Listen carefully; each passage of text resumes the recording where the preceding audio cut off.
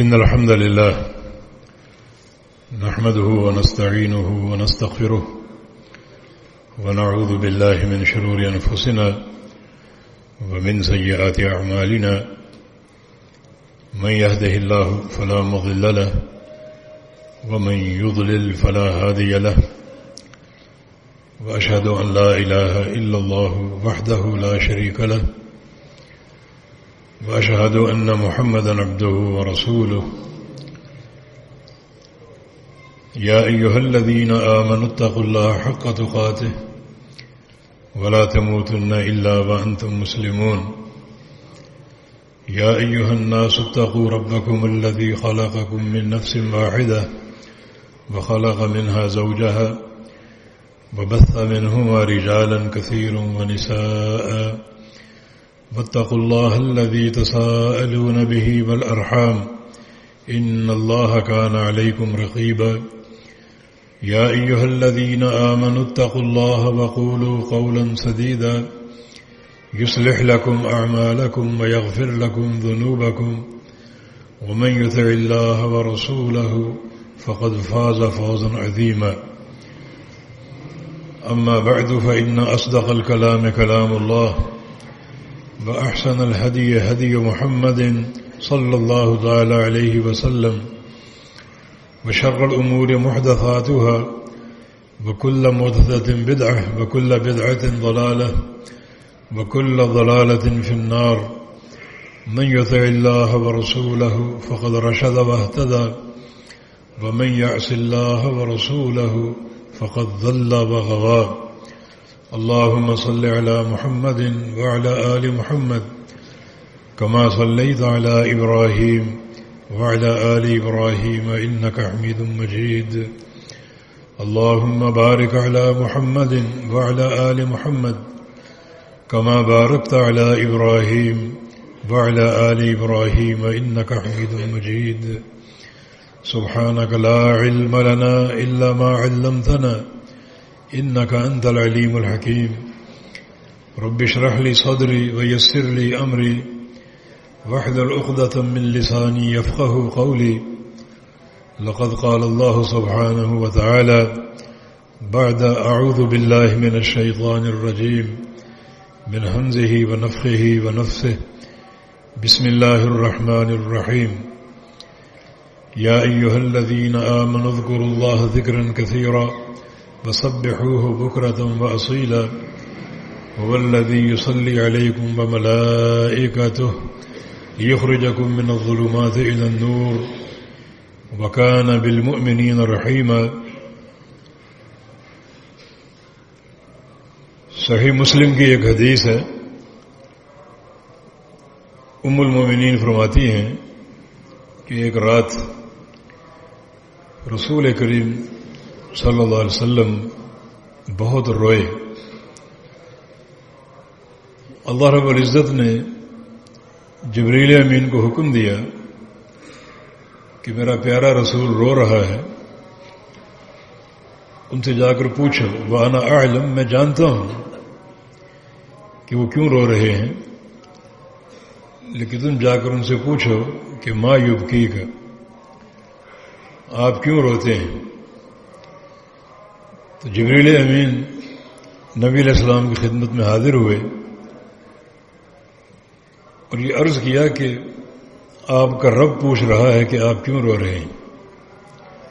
فرمایا کہ امتی امتی, میری امت میری امت, امت کا درد ہے جس بنا پر رو رہا ہوں.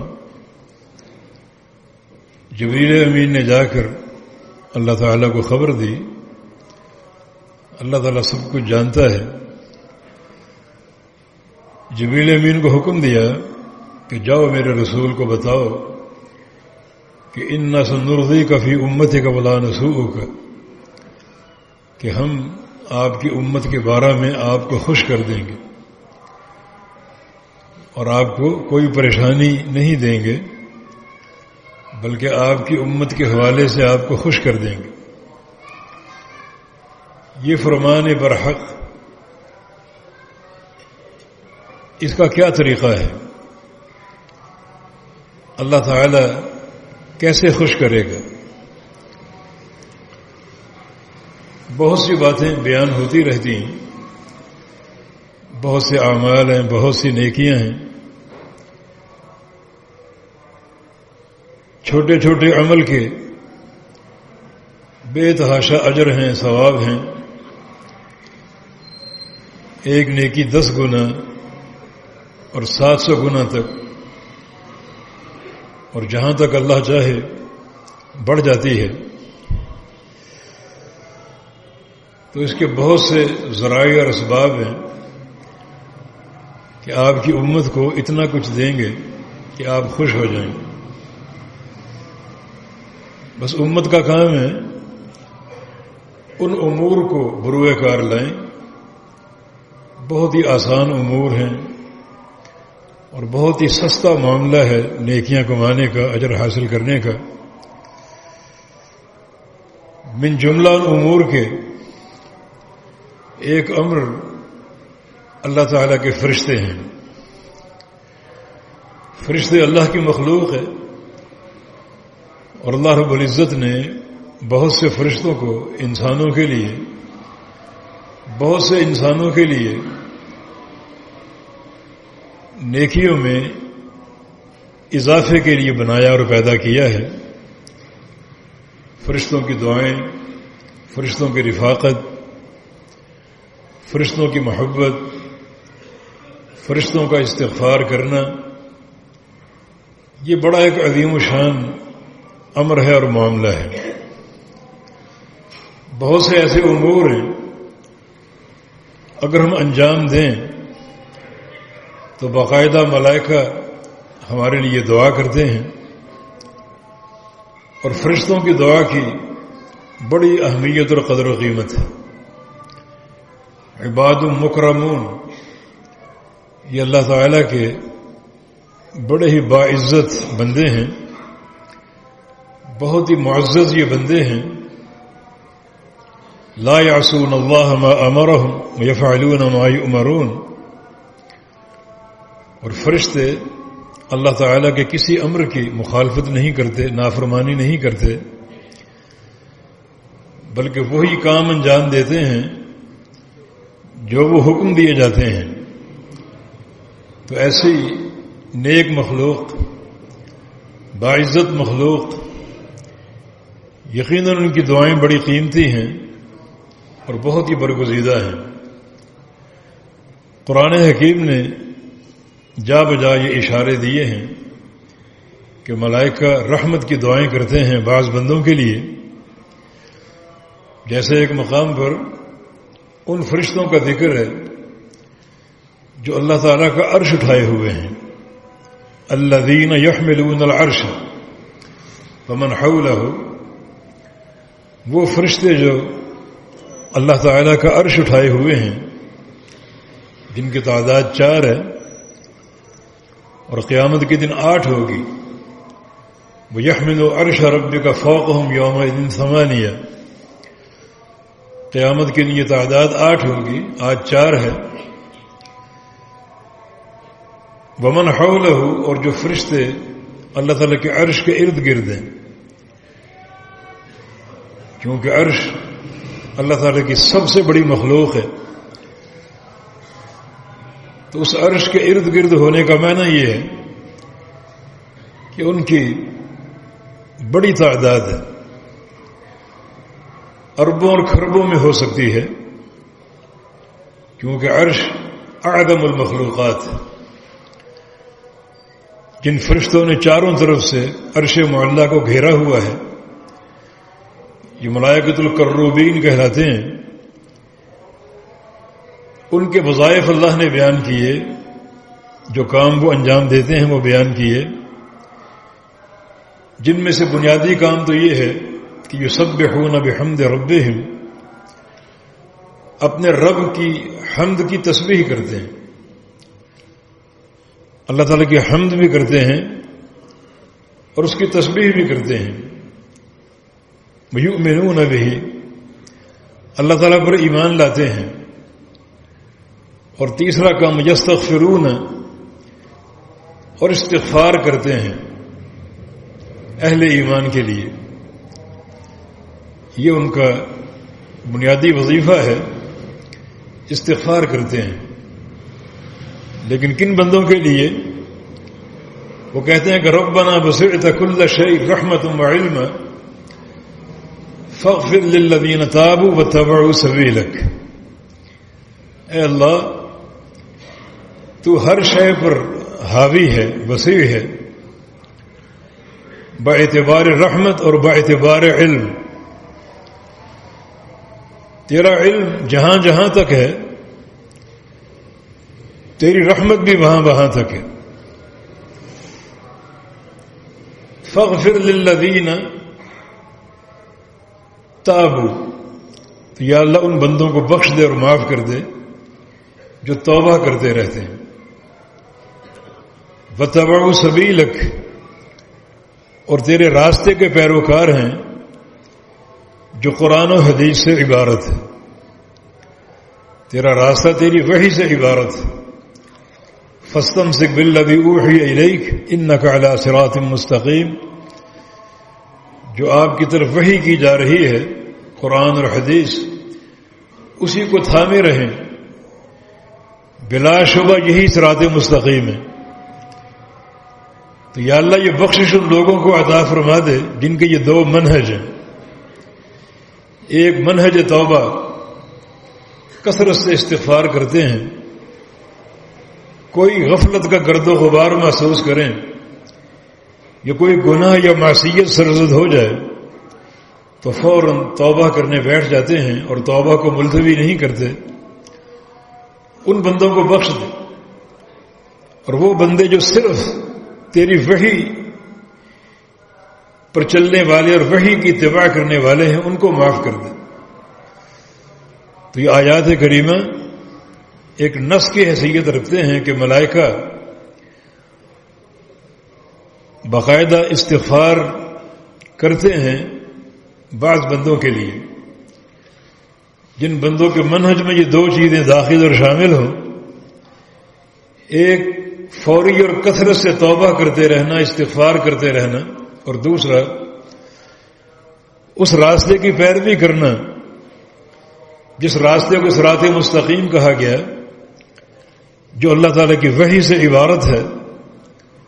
اور وحی الہی دو نکات پر ہے، وَأَنزَلَ اللَّهُ عَلَيْكَ الْكِتَابَ وَالْحِكْمَةَ، اللہ نے آپ پر قرآن اتارا اور حدیث اتاری۔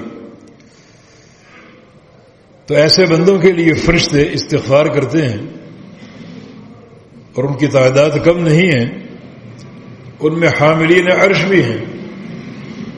أُذِنَ لِي أَنْ أُحَدِّثَكُمْ عَنْ مَلَكٍ مِنَ الْمَلَائِكَةِ حَمَلَةِ الْعَرْشِ۔ یہ حاملین عرش کیا ہیں؟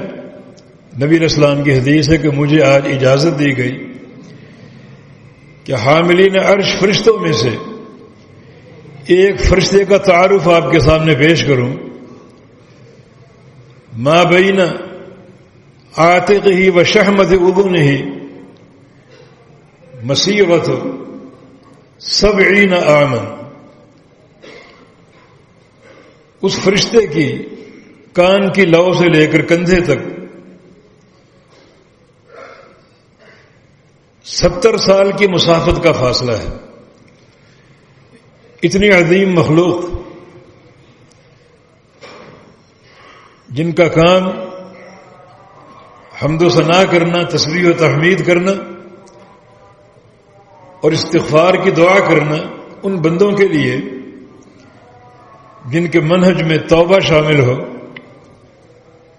اور سیدھے راستے کی پیروی شامل ہو، براہ راست وہ قرآن اور حدیث سے اپنا عقیدہ، عمل، احکام لیتے ہوں، نہ ان کے سامنے کوئی قوم برادری کی بات ہو، نہ باپ دادا کی تقلید ہو، نہ کسی اور چھوٹے بڑے کی پیروی ہو، براہ راست وہ قرآن و حدیث پر عمل کرنے والے ہوں، تو ان کے لیے یہ دعائیں جاری و ساری ہیں۔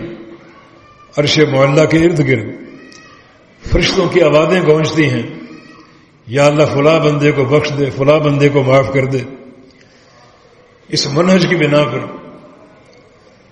تو اللہ تعالیٰ نے کیسی بشارت دی ہے کہ اے میرے نبی ہم آپ کی امت کے بارے میں آپ کو خوش کر دیں گے۔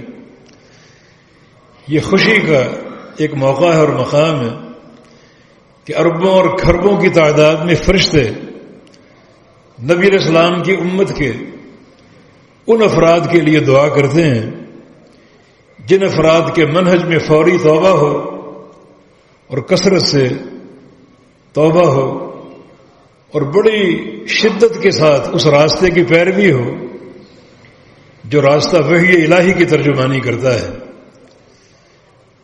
ایک اور مقام پر یا ایھا الذین آمنوا اذکروا اللہ ذکرا کثیرا وسبحوہ بکرۃ واصیلا، اے ایمان والو کثرت سے اللہ کا ذکر کرو اور صبح و شام تسبیح و تحمید کرو، صبح بھی اور شام بھی۔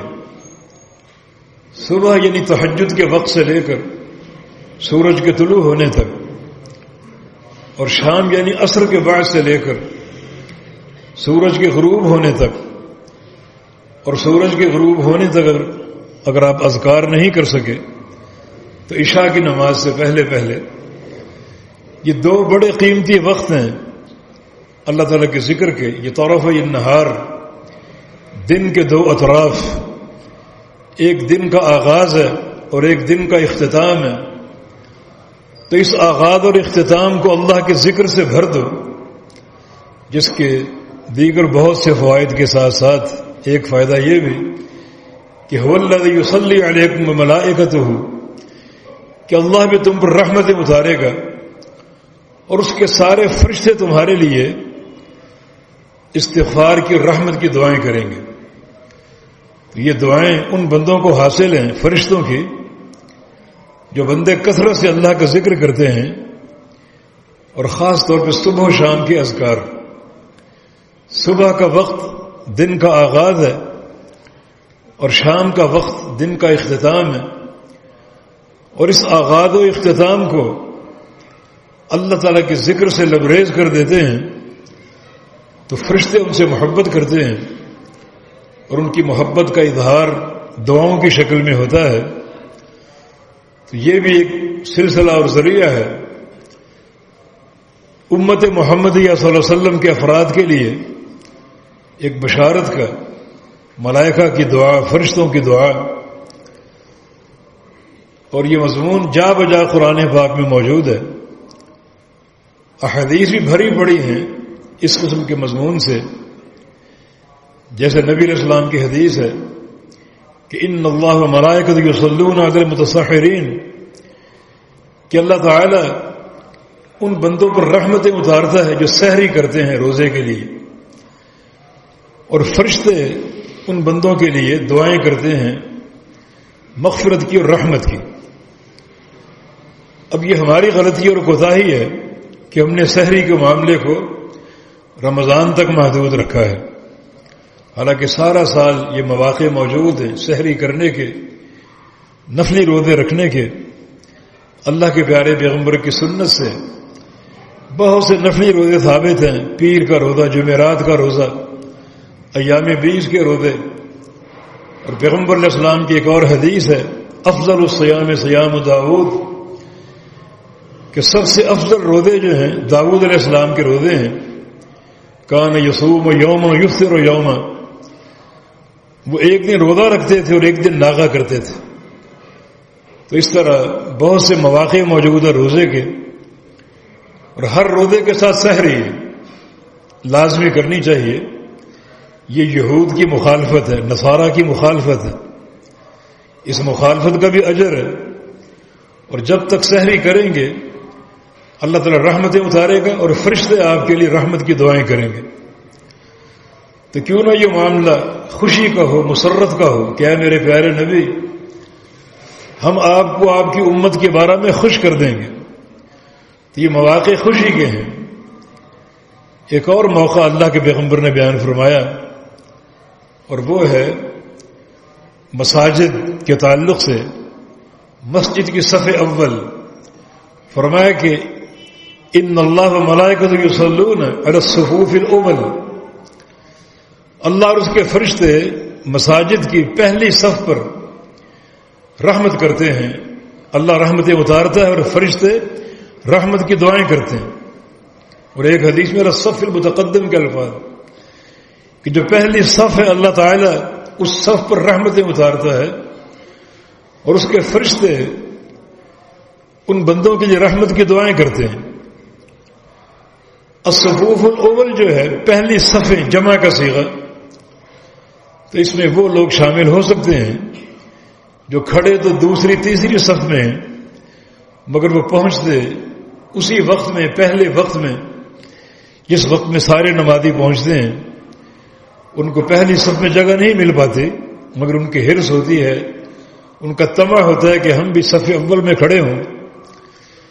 بڑی اس کی فضیلت ہے. رسول اللہ صلی اللہ علیہ وسلم کی حدیث ہے اگر پتہ چل جائے تمہیں صف اول کا کیا ثواب ہے تو ہر نماز کے وقت دو کام ہوں. ایک لڑائی کا، لوگ لڑیں جھگڑیں اور لڑ جھگڑ کر پہلی صف میں کھڑے ہونے کی کوشش کریں، اور دوسرا پھر ایک تصفیہ کا کہ چلو قرآن دادی کر لیتے ہیں. جس کا نام قرآن دادی میں نکلے وہ صف اول میں کھڑا ہوگا. تو ہر مسجد میں باقاعدہ ہر نماز کے وقت قرآن دادی ہو کہ پہلی صف میں کون کھڑا ہو. لیکن یہاں جو بڑی فضیلت کی بات ہے وہ ہے ملائکہ کا ایسے بندوں کے لیے رحمت کی دعائیں کرنا، استغفار کی دعائیں کرنا. مسجدی کے تعلق سے ایک اور معاملہ ہے جو فرشتوں کی دعا کا متقاضی ہے. نبی علیہ السلام کا ارشاد ہے کہ بندہ اگر مسجد میں ہو اور ما دامت الصلاۃ تحبسہ، اسے نماز روکے رکھے، مسجد میں بیٹھا ہے، ذکر و اذکار کر رہا ہے، قرآن پڑھ رہا ہے، جماعت کا انتظار کر رہا ہے، یہ معنی ہے نماز کے روکنے کے. اب مسجد میں آ چکا، نماز کے بغیر تو نہیں جا سکتا، تو اس کو روکنے والی چیز نماز ہے. ذکر و اذکار کر رہا ہے، بیٹھا ہے، ذکر و اذکار نہ بھی کر رہا ہو، صرف اس کا بیٹھنا نماز کے انتظار میں. فرمایا کہ جب تک وہ بیٹھا ہے نماز کا انتظار کر رہا ہے تب تک وہ نماز میں شمار ہوگا، نماز ہی میں شمار ہوگا. یہ بڑی فضیلت ہے کہ اللہ تعالیٰ ان گھڑیوں کو، ان ساعات کو گویا نماز میں تبدیل کر دے گا کہ وہ نماز ہی پڑھ رہا ہے. حالانکہ بیٹھا ہے، ذکر کر رہا ہے، یہ نہیں کر رہا، لیکن نماز کا انتظار ہے تو گویا وہ نماز ہی پڑھ رہا ہے. اس کا معنی یہ ہے کہ اگر بعض اوقات امام کے آنے میں دیر ہو جائے، 2 منٹ 5 منٹ، تو کچھ لوگ جلد باز قسم کے آسمان سر پہ اٹھا لیتے ہیں، شور مچاتے ہیں. حالانکہ یہ معاملہ مسنون بھی ہے اور آپ کے لیے اجر کا باعث بھی ہے. ان گھڑیوں کو آپ غنیمت کیوں نہیں سمجھتے؟ یہ 2-4 منٹ ہمیں اضافی مل گئے اپنے رب کے لیے نماز کے انتظار میں، اس کا اجر ملے گا، ثواب ملے گا. اللہ کے پیارے پیغمبر صلی اللہ علیہ وسلم بعض اوقات مسجد میں تشریف لاتے، دیکھتے کہ صحابہ کی تعداد کم ہے نمازیوں کی، تو آپ آنے والوں کا انتظار کرتے، اور اگر تعداد بھرپور ہوتی تو آپ نماز شروع کر دیتے. تو یہ ساعات اور یہ گھڑیاں یقیناً اللہ تعالیٰ کے قرب اور اس کی محبت کا ذریعہ ہیں کہ جب تک وہ انتظار میں ہے وہ نماز میں شمار ہوگا. اور آگے یہ فرمایا ما دام فی مصلاہ، جب تک وہ نماز کے بعد اپنی نماز کی جگہ پر بیٹھا ہے، اللہ کا ذکر کر رہا ہے، تو ملائکہ اس کے لیے دعا کرتے ہیں. کیا کہتے ہیں؟ اللہم اغفر لہ، اللہم ارحمہ، یا اللہ اس کو بخش دے، یا اللہ اس پر رحم فرما. یعنی آپ بیٹھے ہیں، اپنا ذکر و اذکار کر رہے ہیں، یہ بیٹھنے کا اجر بھی آپ کو ملے گا، ذکر و اذکار کا ثواب بھی آپ کو ملے گا. آپ آدھا گھنٹہ بیٹھیں، 10 منٹ بیٹھیں، گھنٹہ بیٹھیں، لیکن جو سب سے بڑی نعمت ہے وہ یہ ہے کہ ملائکہ کی مسلسل یہ دعائیں آپ کو ملتی رہیں گی. یا اللہ اس کو بخش دے، یا اللہ اس پر رحم فرما، یا اللہ اس کی مغفرت فرما، یا اللہ اس پر رحم فرما. تو مستقل یہ دعائیں ملتی رہیں گی. ہاں، معلوم یحدث، جب تک بے وضو نہ ہو جائے. اگر وضو ختم ہو گیا تو ذکر و اذکار کا ثواب تو ملے گا، لیکن ملائکہ کی دعائیں ختم ہو جائیں گی. طہارت کے ساتھ جب تک بیٹھا ہے، ذکر و اذکار کر رہا ہے اپنی نماز کی جگہ پر، تب تک یہ دعائیں اس کو پہنچتی رہیں گی اور حاصل ہوتی رہیں گی۔ تو یہ وہ مواقع ہیں جو آپ کی خوشی کا باعث ہے کہ اللہ تعالیٰ نے کیسی کیسی سعادتیں آپ کو عطا فرما دی۔ اس کے علاوہ نبی علیہ السلام پر درود پڑھنا، رسول اللہ صلی اللہ علیہ وسلم کی حدیث ہے، ما صلی علی احد الا صلت علیہ الملائکہ ما دام یصلی علی، کہ مجھ پر کوئی بندہ درود نہیں پڑھتا مگر فرشتے اس پر رحمتوں کی دعائیں کرتے ہیں جب تک وہ درود پڑھ رہا ہے۔ جب تک بیٹھا مجھ پر درود پڑھ رہا ہے، ملائکہ بھی اس کے لیے رحمت کی دعائیں کرتے ہیں، مغفرت کی دعائیں کرتے ہیں۔ اگلا جملہ قابل غور ہے، فَلْيُقِلَّ مِنْ ذَلِكَ أَوْ لِيُكْثِرْ، فَلْيُقِلَّ مِنْ ذَلِكَ أَوْ لِيُكْثِرْ۔ اب وہ درود کم پڑھو یا زیادہ پڑھو، کم پڑھو تو ملائکہ کی تھوڑی دعائیں تم تک پہنچیں گی، اور اگر زیادہ پڑھو تو زیادہ دعائیں تم تک پہنچیں گی۔ اور جب تک یہ درود پڑھتے رہو، یہ سلسلہ جاری اور قائم رہے گا، تب تک ملائکہ کی دعائیں تمہیں حاصل ہوتی رہیں گی اور تم تک پہنچتی رہیں گی۔ تو یہ مجلس چاہے بڑھا لو چاہے اس کو چھوٹا رکھو۔ اور ایک حدیث میں نبی علیہ السلام کا ارشاد گرامی ہے کہ اگر تم کسی مجلس میں صرف درود کے لیے بیٹھو، کوئی دعا نہ کرو، کوئی اور ذکر نہ کرو، صرف مجھ پر درود ہی پڑھتے رہو، تو اللہ تعالیٰ تمہاری جو دلی تمنائیں ہیں وہ بغیر مانگے پوری کر دے گا۔ وہ دل کے رازوں کو جانتا ہے، اسے معلوم ہے آپ کی کیا تمنائیں ہیں، کیا خواہشات ہیں اور کیا آپ کی طلب ہے۔ تو درود پاک کی برکت سے اللہ تعالیٰ ان ساری خواہشات کو بغیر مانگے پوری کر دے گا اور بغیر مانگے عطا فرما دے گا۔ اور ایک حدیث میں رسول اللہ صلی اللہ علیہ وسلم نے ارشاد فرمایا ہے کہ اللہ تعالیٰ ایسے بندوں کی ساری حاجتیں پوری کر دے گا اور سارے گناہ بخش دے گا۔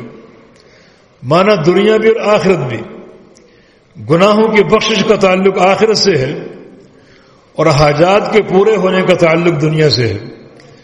جو بھی نیک آپ کی حاجات ہے دنیا کے تعلق سے اللہ تعالیٰ پوری کر دے گا اور آپ کے سارے گناہوں کو بخش دے گا درود پاک کی برکت سے۔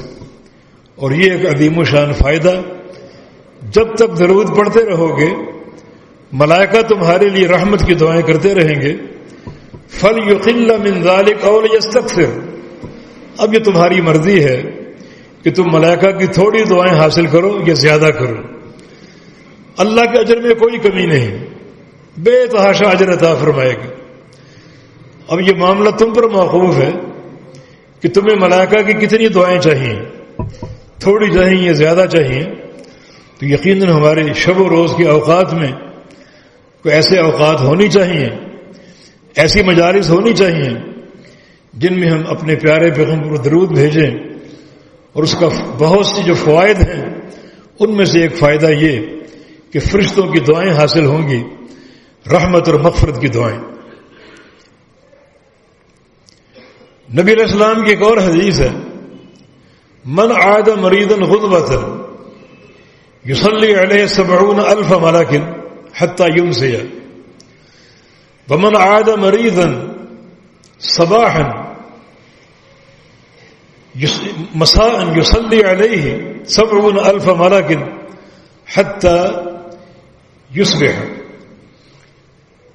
بڑی عظیم و شان حدیث ہے، جو کسی بیمار کی بیمار پرسی کرے صبح کے وقت 70,000 فرشتے اس کے لیے رحمت اور مغفرت کی دعائیں کرتے ہیں شام ہونے تک۔ صبح کو آپ نے کسی بیمار کو دیکھا، اس کا حال پوچھا، اس کی تیمارداری کر لی، تو 70,000 فرشتے اللہ تعالیٰ مقرر کر دے گا جو آپ کے لیے دعائیں کرتے رہیں، استغفار کرتے رہیں حتی یمسی، شام ہونے تک۔ اب صبح جیسے 7 بجے آپ نے کسی مریض کو دیکھا، اور اگر سورج غروب ہوتا ہے شام کے 7 بجے تو یہ 12 گھنٹے آپ کو ملائکہ کی دعائیں ملتی رہیں گی۔ اور 1-2 فرشتے نہیں بلکہ 70,000 فرشتے جو آپ کے لیے دعا کریں گے.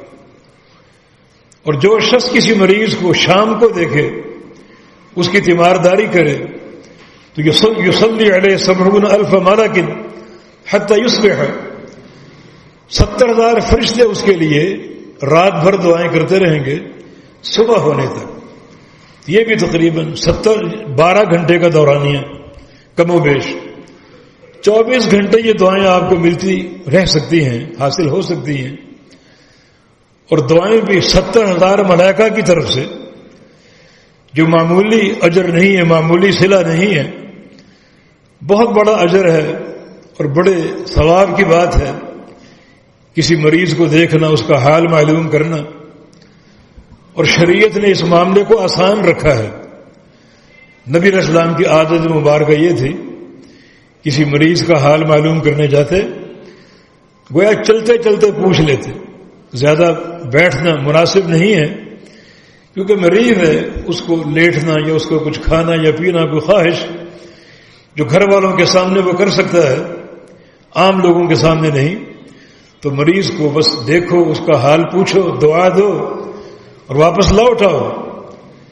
اتنا چھوٹا سا عمل ہے اور 70,000 ملائکہ آپ کے لیے اس عمل پر 12 گھنٹے دعا کریں گے رحمت اور بخشش کی. اور شام کو اگر یہ کام ہو جائے تو مزید 70,000 فرشتے صبح ہونے تک دعا کریں گے. تو اگر یہ دن میں 2 دفعہ مریض کی زیارت ہو جائے، اس کا حال آپ پوچھ لیں، تیمارداری کر لیں، تو 24 گھنٹے 70,000 ملائکہ کی دعائیں ہمیں حاصل ہوتی رہیں گی، جو کہ بہت بڑی بشارت اور خوشخبری ہے. ویسے بھی نبی علیہ السلام کی حدیث ہے کہ نادا مناد، جب کوئی شخص اپنے بھائی کی تیمارداری کے لیے جاتا ہے تو فرشتہ پکارتا ہے، طبت وطاب ممشاک وتبوأت من الجنت منزلا، کہ تو عمدہ ہو جائے، اچھا ہو جائے اور تیرے قدم بابرکت ہو جائیں، تو یہ جنت میں ٹھکانہ مل جائے.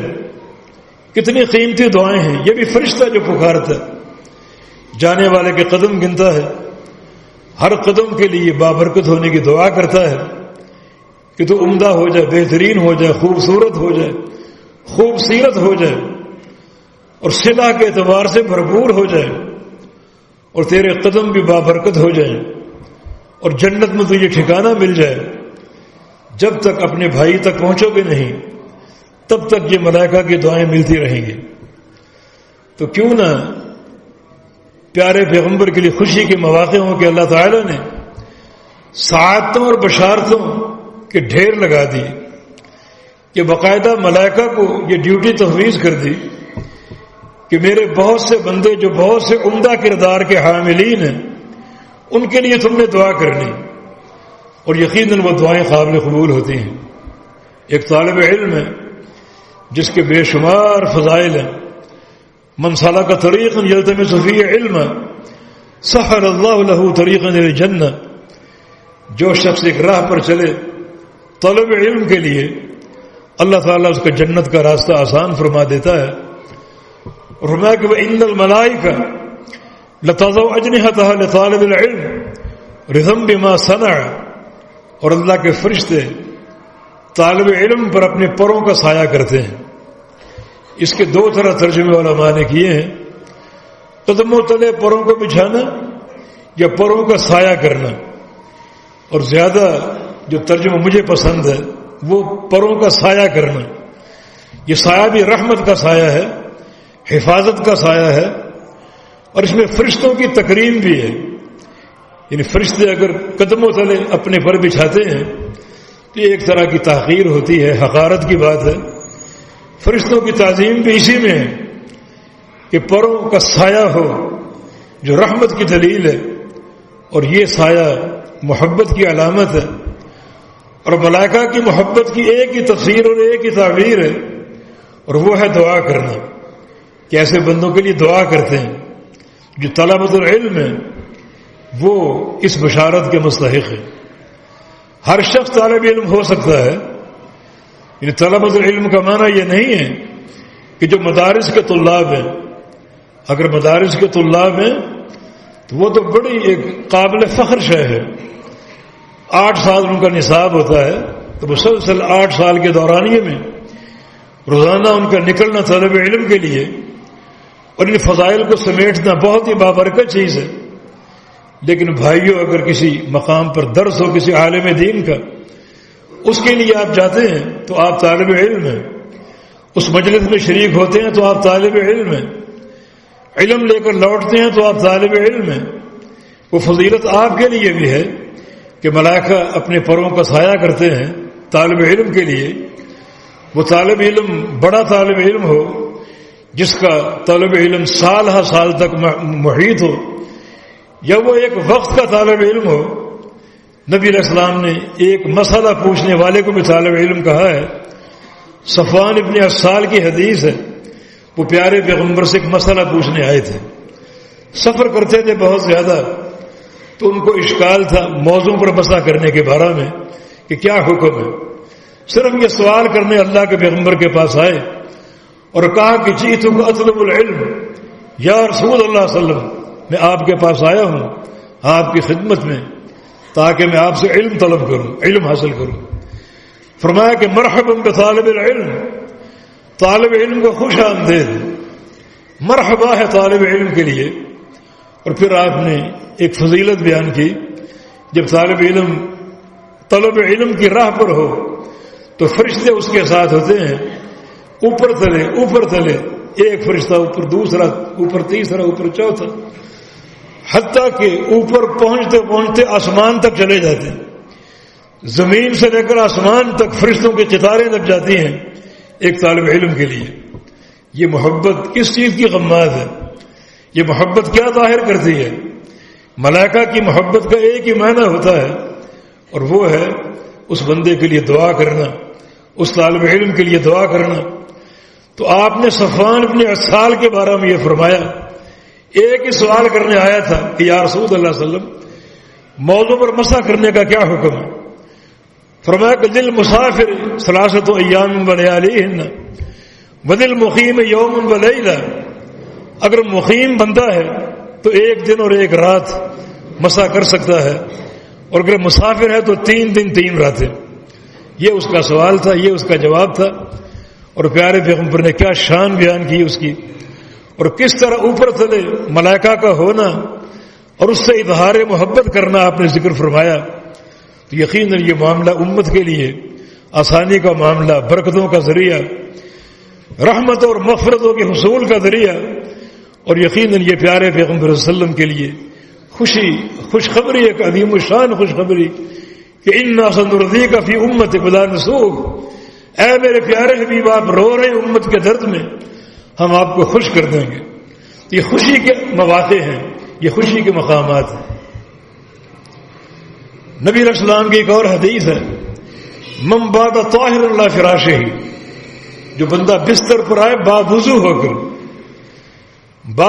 کر بستر پر آئے، باوضو ہو کر لیٹے، اس کے بعد وضو کر ٹوٹ بھی جاتا ہے تو کوئی پرواہ نہیں، لیکن باوضو ہو کر بستر پر آ گیا، سونے کے اذکار کر رہا ہے، سونے کی دعائیں پڑھ رہا ہے، تو الا بات فی شعارہ ملک، تو اللہ تعالیٰ اس کے کپڑے کے نیچے ایک فرشتے کو بھیج دیتا ہے.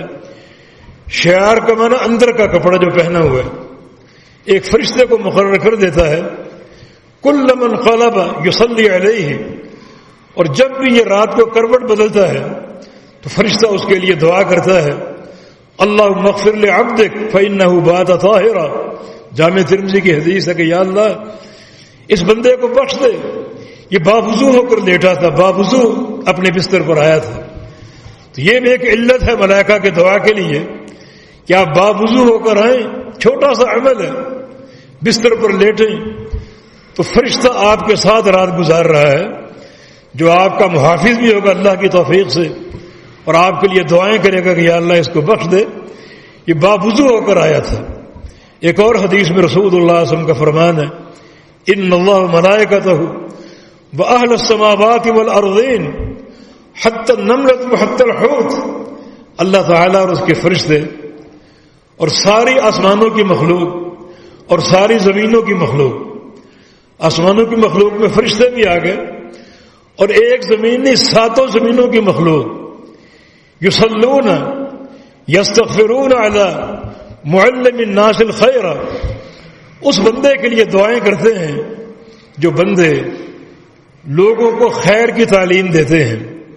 جو بھی بندے لوگوں کو خیر کی تعلیم دیتے ہیں، اس کا مخاطب صرف علماء نہیں ہے، مدرسین نہیں ہے. ہر بندہ معلم خیر ہو سکتا ہے. اپنے اہل خانہ کو جمع کر کے آپ کو نصیحت کر دیں، کوئی حدیث سنا دیں، تو آپ بھی معلم خیر ہیں. اور یہ فضیلت بڑی عظیم الشان ہے. جب خیر کی تعلیم آپ دے رہے ہوں گے تو اللہ تعالیٰ بھی رحمتیں برسائے گا، اور سارے فرشتے بھی رحمتوں کی دعا کریں گے. آسمانوں کی ساری مخلوق آپ کے لیے رحمت کی دعا کرے گی. ساری زمینوں کی ساری مخلوقات آپ کے لیے دعا کریں گی. جو لوگوں کے لیے تعلیم خیر کا کام کرتا ہے، براہ راست بیٹھ کے کر دیا، ٹیلی فون پر کوئی نیک بات بتا دی، انٹرنیٹ کے ذریعے کوئی نیکی کا پیغام بھیج دیا، کوئی بھی معاملہ ہو. آج کل تو بے شمار وسائل موجود ہیں تعلیم خیر کے، اور یہ معلم الناس جو ہوتا ہے اس شرف کا مستحق ہے. ظاہر ہے کہ علماء اور مدرسین اس کام میں سب سے آگے اور پیش رو ہیں، جو ہر وقت 24 گھنٹے جن کا وظیفہ تعلیم کا ہوتا ہے، تدریس کا ہوتا ہے، علم پہنچانے کا ہوتا ہے. یہ اس معاملے میں سرخیل کی حیثیت رکھتے ہیں، مگر ہر بندہ اپنی حدود کے بقدر معلم خیر ہو سکتا ہے اور خیر کی تعلیم دینے والا ہو سکتا ہے. تو ان احادیث کو جمع کریں، کوئی شخص ایسا نہیں بچتا جو ملائکہ کی دعا کا مستحق نہ ہو. اور یہ ایک عظیم شرف کی بات ہے. ملائکہ عباد مکرمون ہیں، اللہ تعالیٰ کی عزت یافتہ بندے، اور ملائکہ اللہ کے فرما بردار مخلوق ہیں، فرما بردار بندے ہیں. ان کی دعائیں کیسے رد ہو سکتی ہیں؟ یقیناً قابل قبول ہوں گی، اور یقیناً ہوں گی. وہ بندے بڑی بشارت کے مستحق ہیں اور سعادت کے حاملین ہیں، جن کو ملائکہ کی دعائیں حاصل ہوتی ہیں، اور کثرت سے اور تسلسل کے ساتھ حاصل ہوتی ہیں. فرشتوں کی تو ایک ہی دعا بیڑا پار کر سکتی ہے. ایک ہی دعا سے بندہ کامیابیوں کے جوہر سمیٹ سکتا ہے، جس کی دلیل بخاری مسلم کی حدیث ہے. رسول اللہ صلی اللہ علیہ وسلم کا فرمان ہے، اذا امن الامام فامنوا، یا اذا قال الامام غیر المغضوب علیہم ولا الضالین فقولوا آمین. جب امام غیر المغضوب علیہم ولا الضالین کہے تو تم آمین کہو.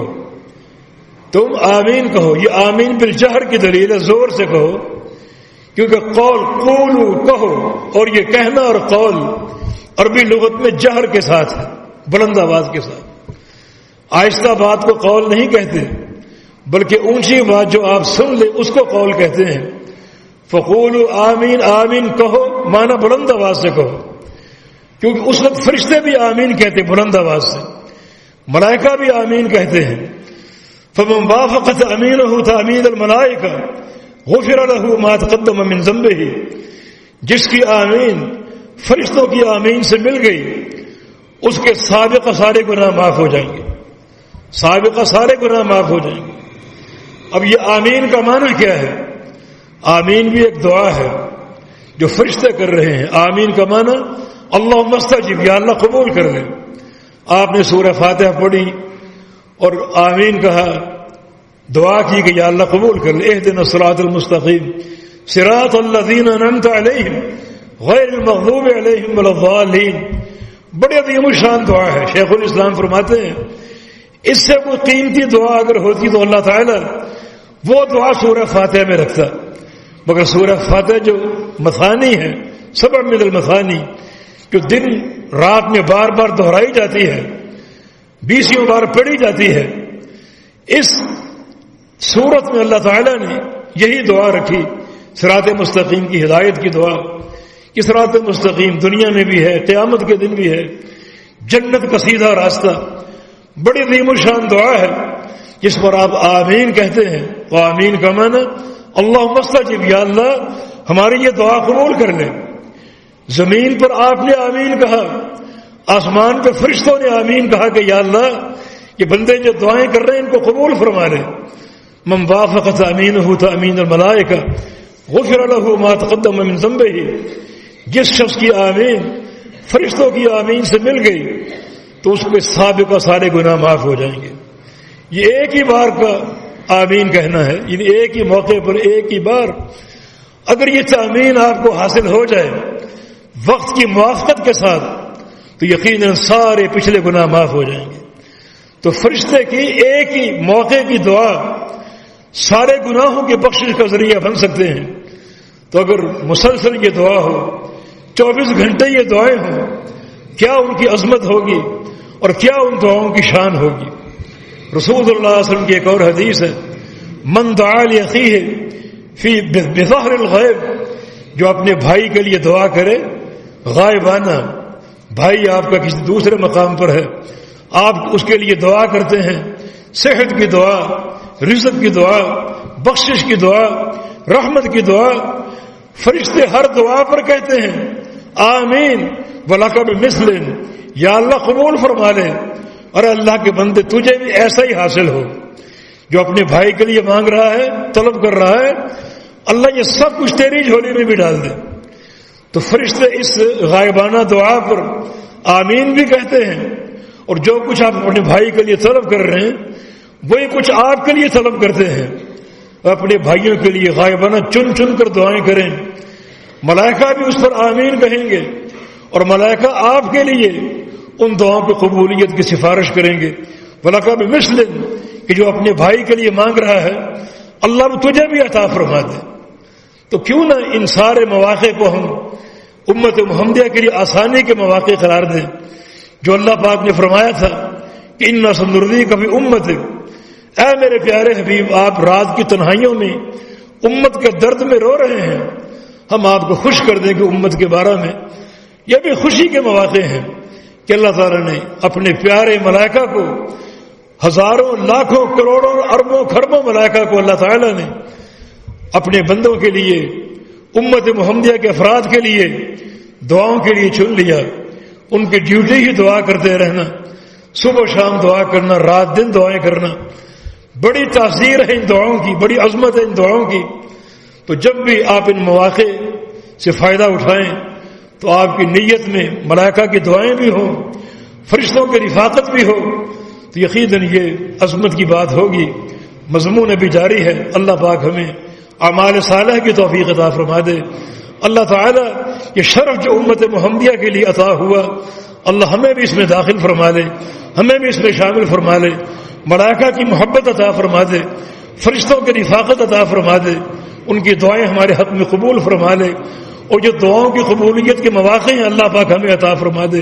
اقول قولی ھذا واستغفر اللہ لی ولکم واخر دعوانا ان الحمد للہ رب العالمین.